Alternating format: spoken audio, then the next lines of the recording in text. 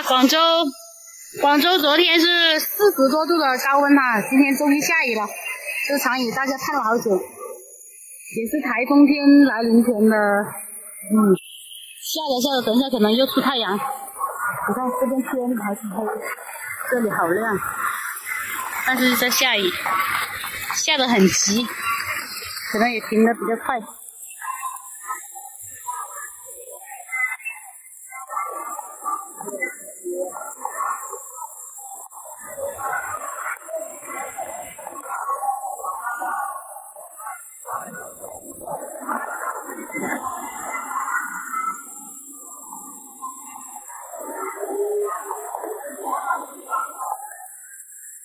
接货的都下雨，看没？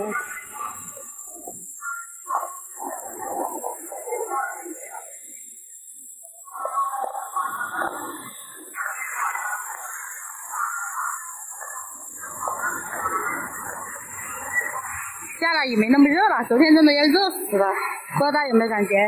昨天地表温度是42度还是41度，真的要爆炸了。体感温度40多度，你想一下，得多热！